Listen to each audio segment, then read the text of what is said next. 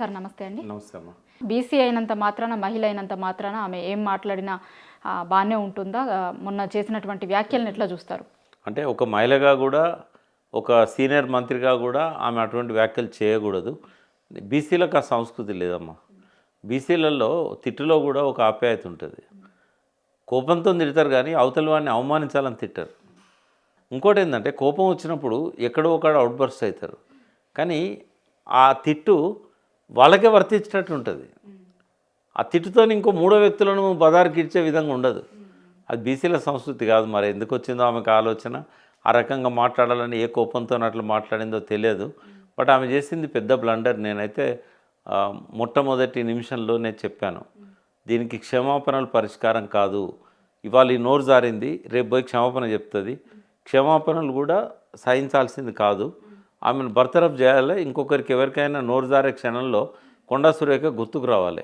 నోరు జారితే నా బతుకు సురేఖలాగా అవుతుందని ఆ ఒక ఎగ్జాంపుల్గా ఆమె మిగలాలి అని చెప్పి చాలా సీరియస్ కామెంట్ చేశాను నేను.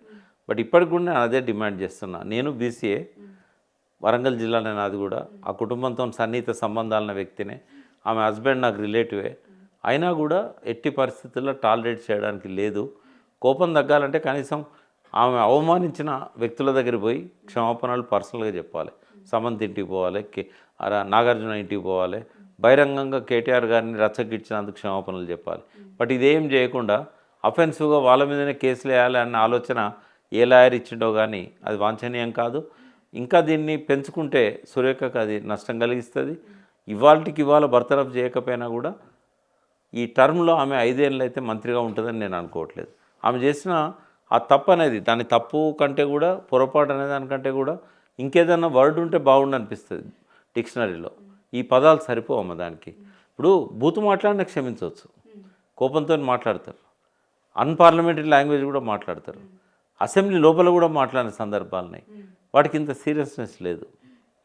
ఇక్కడ మాట్లాడింది బూతు కాకపోయినా ఆమె మోటివ్స్ ఏవైతే అంటగట్టిందో కుటుంబాలను విచ్ఛిన్నం చేసే మోటివ్స్ అవి. అటువంటి చేయవచ్చు ఒక మంత్రి. ఒకవేళ వన్ ఆన్ వన్ ఎవరితోనన్నా మాట్లాడినప్పుడు అనుకున్నది అని అంటే అది వేరు. బహిరంగంగా మీడియా ముందుకు వచ్చి తనే ప్రెస్ మీట్ పెట్టి ఈ కుటుంబాలను రోడ్డున పడేసే మాటలు ఒక మంత్రి మాట్లాడొచ్చా?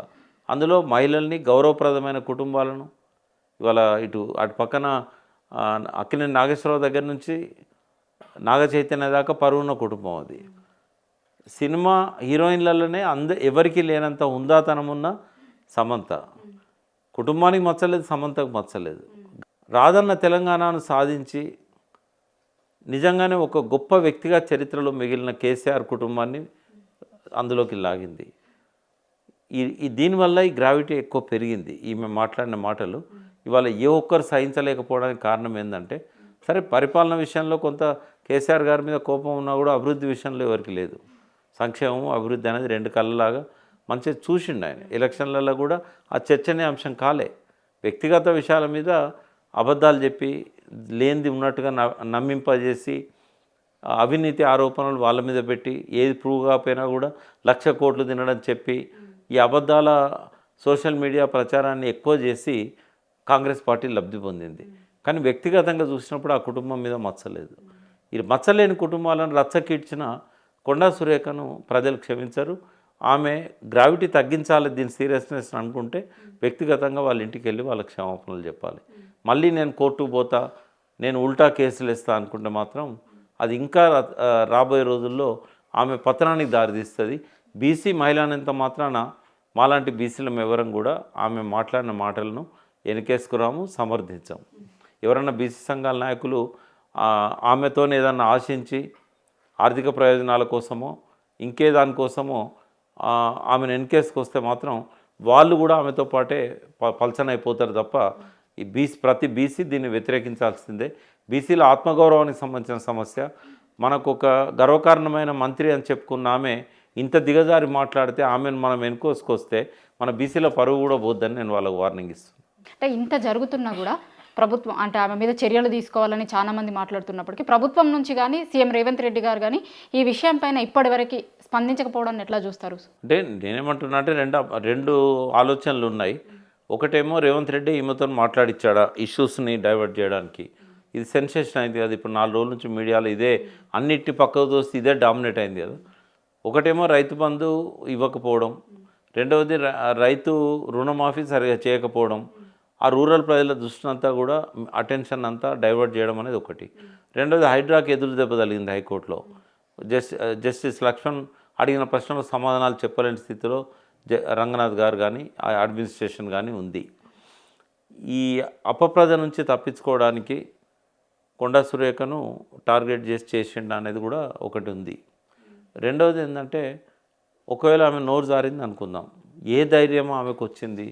ఈ నోరు జారే ధైర్యాన్ని ఇచ్చింది ఎవరు అంటే రేవంత్ రెడ్డే ఇచ్చిండు పరోక్షంగా. ఎందుకంటే ఒక ముఖ్యమంత్రి స్థాయిలో ఉండి ఏమాత్రం ఉందా అనేది లేకుండా కనుగుడ్లు బీకి గోళీలాడుతా, పండబెట్టి తొక్కుతా, పేగులు మెడకేసుకుంటా, లాగుల తొండలు తొడుగుతా, ఇట్లాంటివన్నీ అసలు సభ్య సమాజం ఏమాత్రం జీర్ణం చేసుకోలేని ఇట్లాంటి మాటలన్నీ అసెంబ్లీలో బయట మాట్లాడింది రేవంత్ రెడ్డి.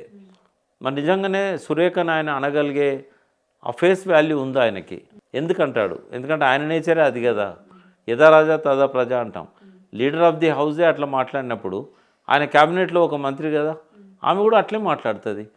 నీ దగ్గర నువ్వు ఇప్పుడు రవీంద్ర భారతిలో స్టేజ్ మీద ఆయన కూర్చున్నప్పుడే వెంకయ్యనాయుడు గారు భాష ఎట్లుండాలి రాజకీయ నాయకులది, ముందు తరాలకు ఆదర్శంగా మాట్లాడాలి తప్ప దిగజార్చకూడదు, రాజకీయాలంటే ఒక రోత బుట్టించే విధంగా, అసహ్యం అనిపించే విధంగా ఉండకూడదు అని వెంకయ్యనాయుడు చెప్పిన తర్వాత నేను మంచిగా మాట్లాడతా అని చెప్పిండు. మాట్లాడలేదు. ఇక మరి ఆయన క్యాబినెట్లో ఉన్న సురేఖ ఆ రకంగా నోరు జారితే దాని బాధ్యత నైతికంగా ముఖ్యమంత్రి మీదనే ఉంటుంది కదా. మరి ఆయన ఇంతకాలం మాట్లాడతలేడు అంటే ఆయనకు కూడా సంబంధం ఉండి ఇట్లా మాట్లాడిందేమో అనే ఒక ఆరోపణ అయితే వస్తుంది. దాన్ని అది పోవాలంటే ఖచ్చితంగా ఆమెను బర్తరఫ్ చేయాలి రేవంత్ రెడ్డి.